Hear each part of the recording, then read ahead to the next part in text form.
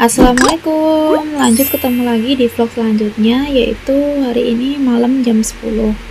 Seperti biasa, setiap 3 jam sekali itu kakek wajib banget buat minum susu.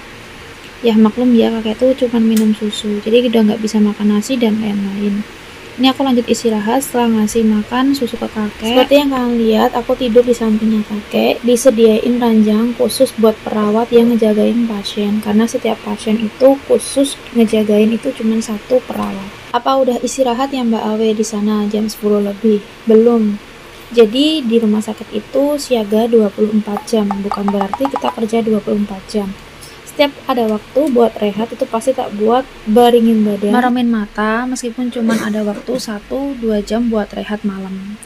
Nanti aku bakal ngajak kalian ketemu lagi di jam 2, karena jam 2 itu ada obat yang harus diminumin ke kakek. Ketemu lagi di jam 3 lebih ini. Jadi waktu dini hari malam kayak gini itu aku ngedengerin kakek tuh batuk-batuk terus. Kasian kalau misal dahak nggak bisa keluar dari pasien, itu kalau nggak dikeluarin tuh bisa infeksi. Kalau infeksi nanti bisa kemana-mana jatuhnya penyakitnya. Maaf ya, maksud aku itu tengah malam. Jadi di rumah sakit itu setiap 2 jam, setiap 3 jam, setiap jamnya itu pasti ada perhitungannya. Mulai dari minum obat, minum susu, dicek gula darahnya, dicek lagi tensinya, dicek lagi ada panas atau enggak. Jadi kita kebangun-bangun karena suster datang. Itu normal banget buat yang ngejagain pasien di rumah sakit. Ini kakek selalu ngelawan kalau misal kita bantuin kakek sedot dahak. Mungkin juga ini karena efek kakek baru pertama kali disedot dahak di bagian mulut. Awalnya emang gak tega dan itu normal banget, karena awal aku bantuin Ai atau ngerawat Ai di bagian sedot dahak ya, di bagian leher yang dilubangin, itu aku antara tega sama gak tega. Apalagi kakek yang awalnya aku tahu kakek sehat, sampai sekarang pada akhirnya kakek harus dibantu untuk sedot dahak di bagian hidung dan mulut. Seperti yang aku bilang di vlog sebelumnya, saat aku bantuin kakek di sedot dahak di bagian hidung itu keluar darahnya. Makanya sering-sering aku cek di bagian selangnya itu keluar darah atau enggak. Karena yang kita butuhkan itu adalah keluarin dahak, ngebantuin pasien keluarin dahak dari hidung dan mulut.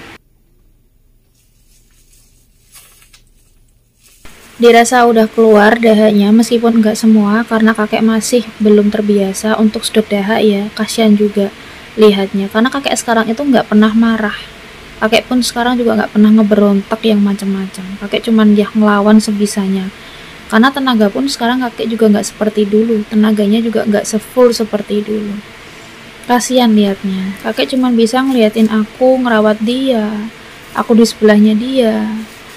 Dia cuman mandangin aku sambil merhatiin aku ngerawat dia.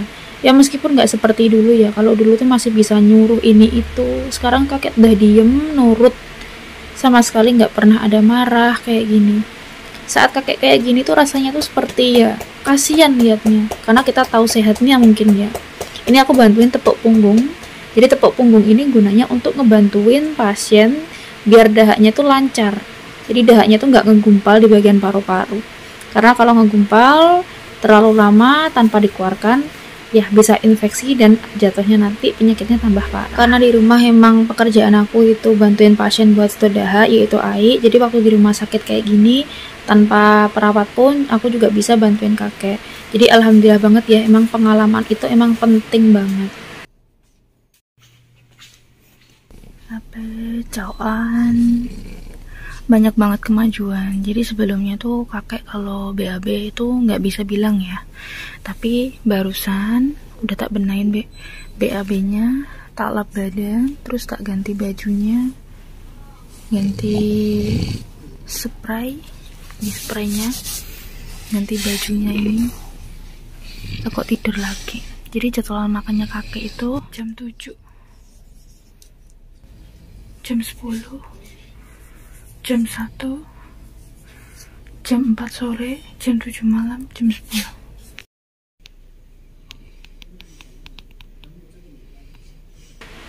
Lanjut lagi, kasih makan sarapan buat kakek ya. Makanya seperti biasa kita kasih susu lewat selang. Ya alhamdulillah hari ini dapat kabar katanya mau pulang. Ini aku mau beresin beberapa baju, karena baju aku itu numpuk, sengaja nggak tak cuci di rumah sakit. Jadi barusan dokter tuh ngabarin aku kalau kakek itu insya Allah besok atau lusa boleh pulang.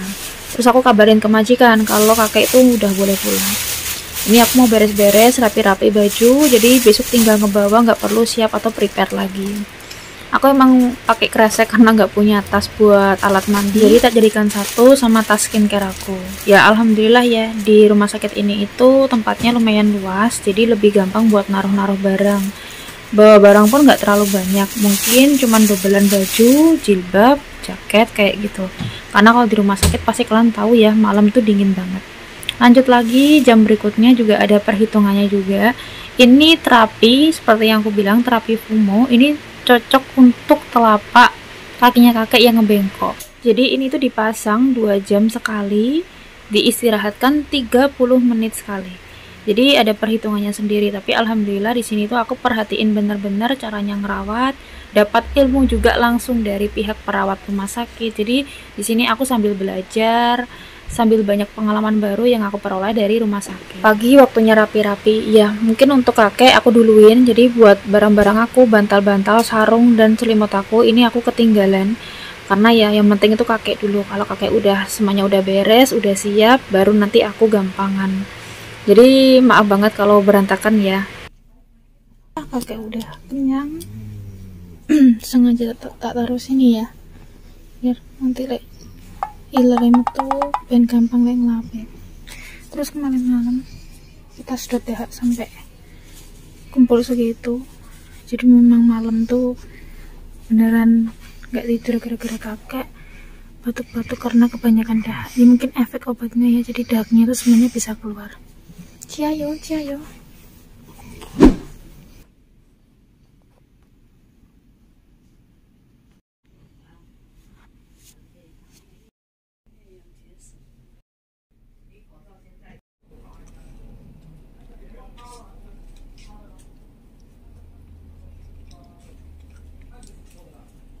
Barusan ngukur pipis ya, itu ada 420,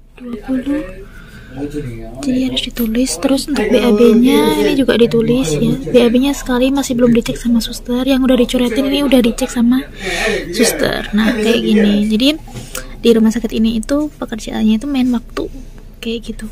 Makanya perlu banget teman-teman yang di rumah sakit itu bener-bener bawa ini, bawa jam kayak gini, penting banget karena kita mainnya main waktu. Terus ini juga ada ini ya, obat nanti jam berapa ini. Terus susu ini ada dua mangkok ya, ini juga ada jamnya, ini nanti untuk jam 1, terus ini nanti untuk jam 4 kayak gitu. Jadi ada jam-jamnya kayak gitu. Nanti kita seduh sama air panas, terus kasih air dinginnya kakek kayak gitu. Nanti juga ditulis juga untuk minum yang diminum ini kayak gini. Jadi ya main, bener-bener main waktu, semuanya diukur, pipis, BAB, makan yang diminum, obat dan lain-lain. Baru ketemu di sini itu jam 11:38 dari pagi. Wes repot pekerjaannya, numpuk-numpuk. Tadi kakek itu sekitar jam 9 dibawa ke lantai 3 untuk melakukan PCR. Jadi kakek tadi itu di PCR, terus tadi tak anterin juga sama suster, kita juga nunggu di sana. Terus sekarang ini baru kelar jam 11:38. Terus ini tadi sekitar jam 11 lebih ya, itu udah dikirimin makanan. Jadi di sini makannya itu jam 11:30. Apa aja sih bawe ini tuh kuah congyo. Ini itu tun ayam yang ditun. Jadi ini kuah ayam. Karena kemarin aku juga minta, kalau kuah babi aku nggak mau. Jadi kuahnya kalau mereka masak babi, aku maunya yang vegetarian. Dikasih ini minuman. Jadi nggak tak minum karena emang manis banget. Terus, nah ini makannya.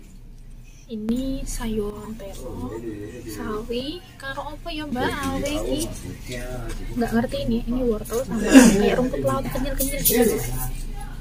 Terus ini tuh daging ayam yang ditun, ini enak banget. Terus tak tambahin sama sambal. Ini sambalnya bawa dari rumah, jangan dilihat dari bentuknya wes acak-acak dulu, tapi dari rasanya. Makan siangnya aku ini dari rumah sakit, jadi kita bisa pesan tanpa yang ada babi. Nih, jadi ini tuh ayam rebusan, terus ini sambal sama sayur-sayur kayak gini. Yuk kita makan seadanya ya. Bismillahirrahmanirrahim.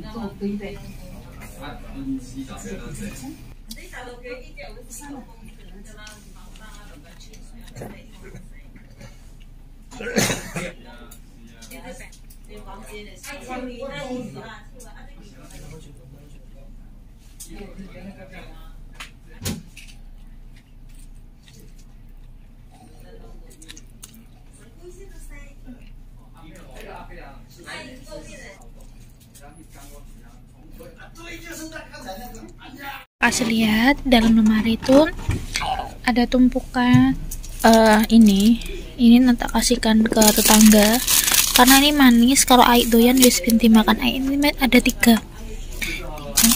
Terus nih roti kalau malam lapar karena malam pasti begadang nungguin kakek, jagain kakek. Terus ini juga ada peralatan ya, nyopu, terus dalamnya soda atau apa sarung tangan, terus tisu, persediaan tisu kayak gini. Terus ini kalau kakek mandi nanti lap badan maksudnya ya. Ini yang untuk basah, ini tuh yang untuk yang kering. Terus ngukur itu untuk ngukur air kencing nanti ya, pasti diukur kayak gitu. Sekarang kakek itu lagi rehat, jadi kalau jam segini kakek tidur, kalau malam kakek bangun. Tapi ya alhamdulillah kayak lebih terbantu karena kita di sini tuh kayak dapat ilmu. Diantar lagi susunya. Kakek kalau malam susunya tuh dapat 3. Nah ini susunya kakek dapat 3. Nah ini susunya kakek. Terus ini baru makanannya aku. Nih kakek. Hai, ini tepung yo. Hai. Nah turun meneh baik. Ini tepung yo. Tuh besok aja nyukur ya. Bubuk terus sih. Iya tuh. Habis lah ya, namanya juga orang sakit. Kakek tidur tapi kalau malam tuh bangun. Jadi kalau kayak gini kakek sekarang keadaannya kayak gini ya, malamnya aku lebih ke jagain sama siaga gitu buat beliau. Karena kalau misal malam takutnya bener-bener ngebutuhin, kayak kemarin malam manggil-manggil berkali-kali gitu ya. Karena sebelah sini kan deket-deket gitu ya, banyak orang gitu, ada 4 pasien, jadi lebih kesungkan gitu. Makanya kemarin malam bener-bener nggak bisa tidur, tapi gak apa-apa. Sempenting besok kita pulang habis diterapi ya mbak ya. 明天回家呢，是不是你很高兴哦？Ape, aku gemes.